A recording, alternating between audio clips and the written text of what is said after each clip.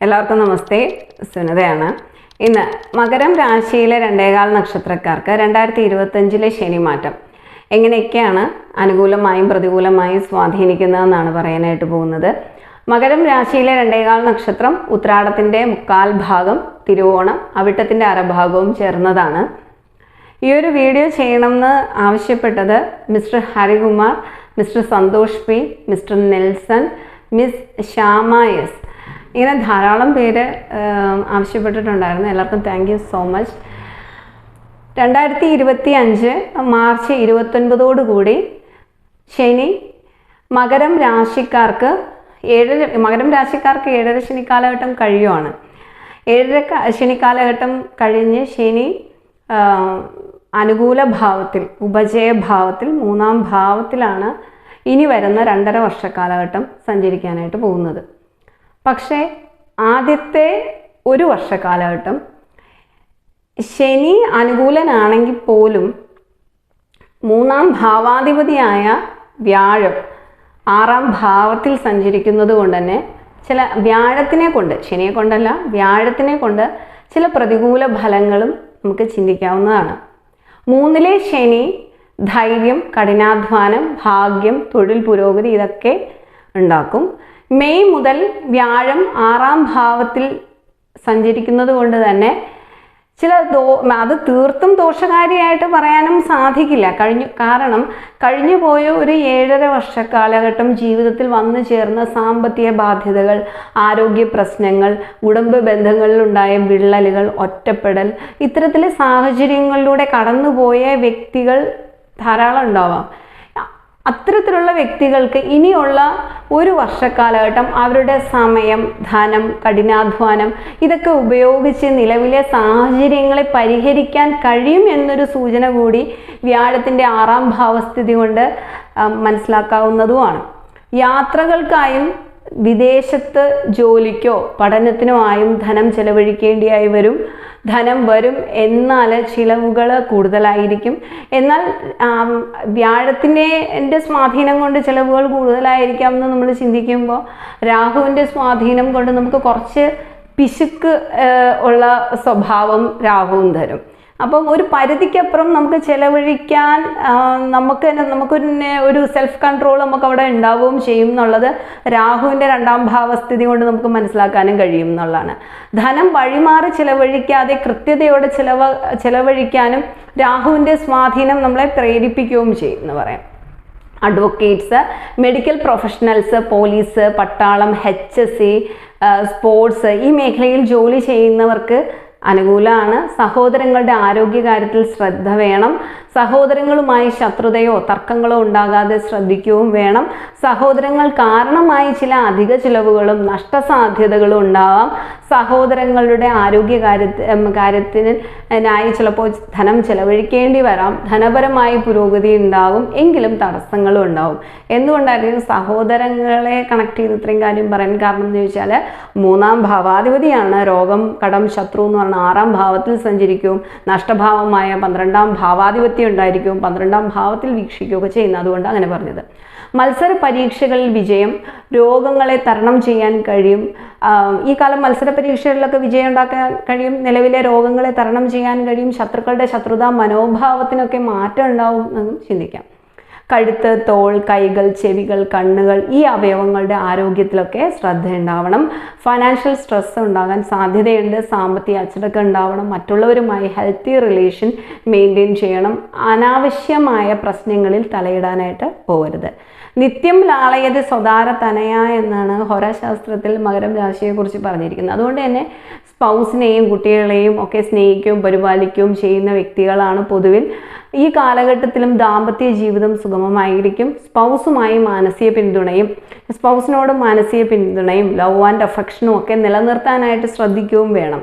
വ്യക്തിപരമായ വിഷയങ്ങൾ മറ്റുള്ളവരോട്, നമ്മൾ വളരെ പേഴ്സണൽ ആയിട്ടുള്ള കാര്യങ്ങൾ മറ്റുള്ളവരോട് കൂടുതൽ ഒരു പരിധിക്കപ്പുറം പറയാനായിട്ട് പോകരുത്. ചതിവുകൾക്കുള്ള സാധ്യതയുണ്ട്. എന്ന് പറയാൻ പറ്റും. ജോലിയിൽ ആത്മാർത്ഥമായും സിസ്റ്റമാറ്റിക് അപ്രോച്ചും തൊഴിൽ പുരോഗതി ഉണ്ടാക്കും. സാഹചര്യങ്ങളുടെ സമ്മർദ്ദം കൊണ്ട് നമുക്ക് ഉയർന്നേ പറ്റൂ എന്നൊരു ബോധം ഉണ്ടാകാൻ സാധ്യതയുള്ളൊരു കാലഘട്ടം കൂടിയാണ്. വെല്ലുവിളികൾ ഏറ്റെടുക്കുകയും ശക്തമായ തൊഴിൽ സാധ്യതകൾ കണ്ടുപിടിക്കുകയും ചെയ്യും.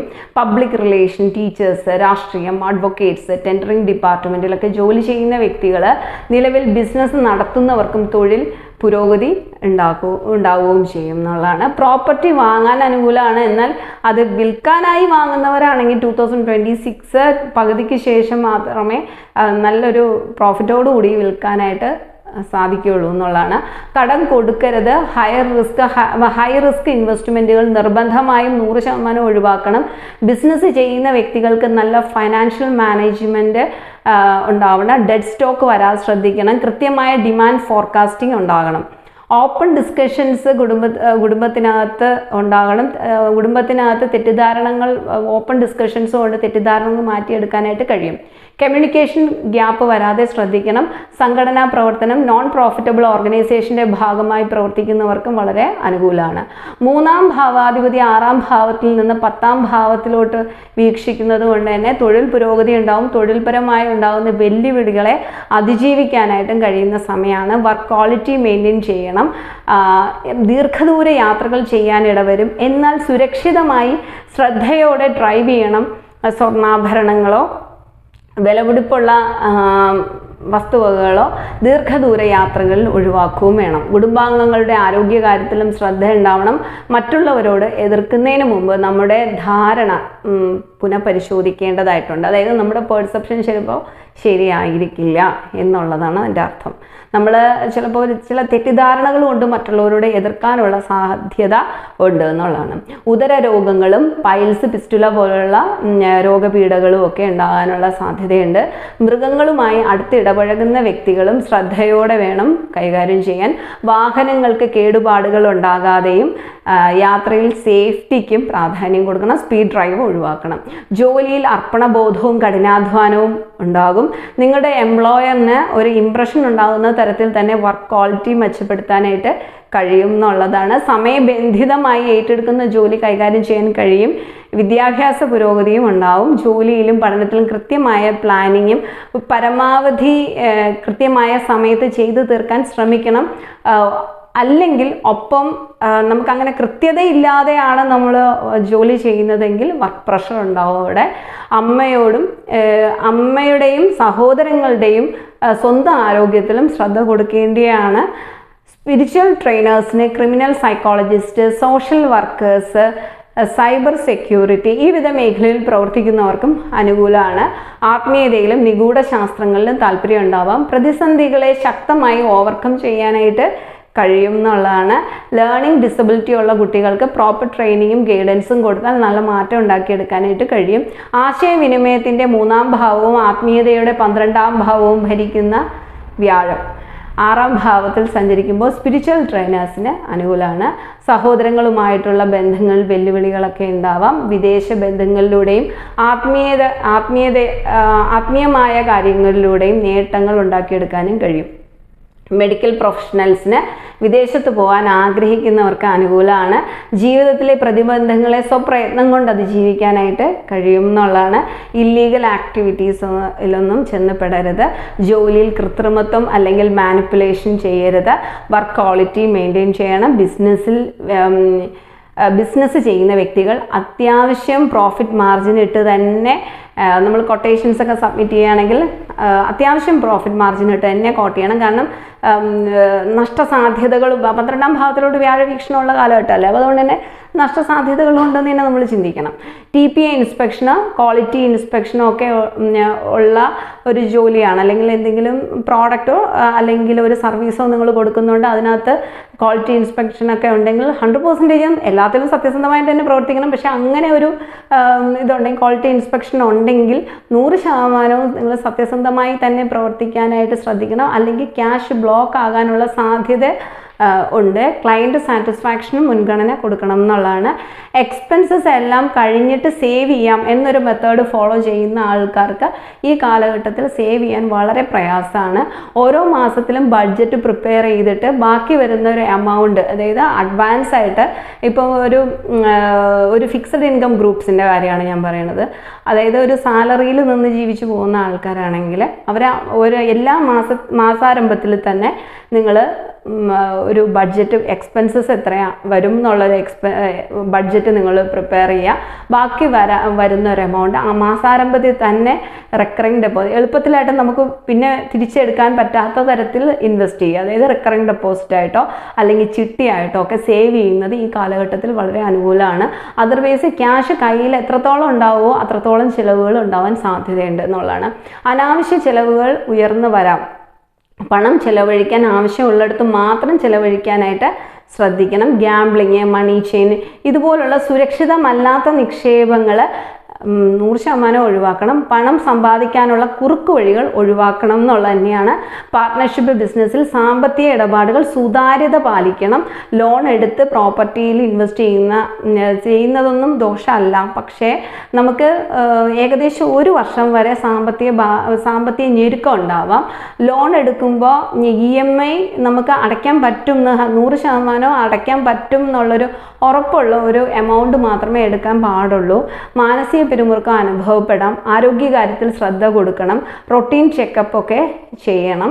കുട്ടികളില്ലാത്തവർക്ക് ട്രീറ്റ്മെൻറ്റ് എടുക്കാൻ നല്ലൊരു വർഷമാണെന്ന് പറയാൻ പറ്റും.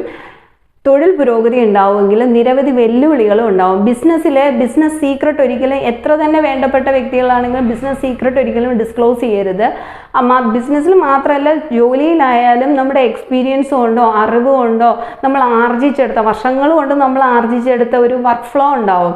അത് ഒരു കാരണവശാലും നിങ്ങളുടെ കൂടെ വർക്ക് ചെയ്യുന്നവർക്കോ അല്ലെങ്കിൽ നിങ്ങളുടെ റിലീവറിനോ ഒന്നും പറഞ്ഞു കൊടുക്കരുത്. പ്രത്യേകിച്ച് ഈ കാലഘട്ടത്തിൽ, പ്രത്യേകിച്ച് ഈ വിദേശ രാജ്യങ്ങളിൽ ജോലി ചെയ്യുന്ന വ്യക്തികളാണ് ലീവിന് വരുന്ന സമയത്ത് റിലീവറിനെ വെച്ചിട്ട് വരുന്നത്. അപ്പോൾ അങ്ങനെ റിലീവറിന് അവർക്ക് എന്താണ് അവരുടെ ഡ്യൂട്ടീസ് ആൻഡ് റെസ്പോൺസിബിലിറ്റീസ് എന്നുള്ളത് പറഞ്ഞു കൊടുക്കാം. പക്ഷേ നമ്മളെങ്ങനെ ആ ടാസ്ക് ഈസി ആയിട്ട് സിസ്റ്റമാറ്റിക് ആയിട്ടും കംപ്ലീറ്റ് ചെയ്യുന്നു എന്ന്, നമ്മുടേതായ ശൈലിയിൽ നമ്മൾ കംപ്ലീറ്റ് ചെയ്യുന്നു എന്നുള്ള കാര്യം ഡിസ്ക്ലോസ് ചെയ്യാനായിട്ട് പോകരുത്.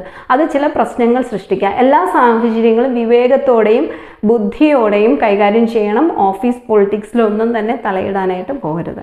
അപ്പോൾ ഇതൊക്കെയാണ് എൻ്റെ ഒരു ഒബ്സർവേഷനിൽ. ശനി മാറ്റം കൊണ്ടൊന്നും മാത്രമല്ല, ശനി മാറ്റം കൊണ്ട് മാത്രം നമുക്കൊരു ഫലപ്രവചനം പ്രയാസമാണ്. ശനി മാറ്റം കൊണ്ടും വ്യാഴത്തിൻ്റെ മാറ്റങ്ങൾ കൊണ്ടും രാഹുകേതുക്കളുടെ സ്വാധീനം കൊണ്ടും ഒക്കെ നമുക്ക് ചിന്തിക്കാൻ കഴിയുന്ന, ഈ ഒരു വർഷം നമുക്ക് ചിന്തിക്കാൻ കഴിയുന്ന കുറച്ച് ഫലങ്ങൾ. അപ്പോൾ ഈ ഒരു വീഡിയോ എല്ലാവർക്കും ഇഷ്ടമായിട്ടുണ്ടെങ്കിൽ ലൈക്ക് ചെയ്യുക, ഷെയർ ചെയ്യുക, കമൻറ്റ് ചെയ്യുക. കുംഭം രാശിയുടെ ഫലം പറയണം എന്നൊക്കെ ഒത്തിരി പേര് പറഞ്ഞിട്ടുണ്ട്. ഉടനെ തന്നെ അപ്ലോഡ് ചെയ്യാം കേട്ടോ. ഇനിയും കാണാം. ബൈ.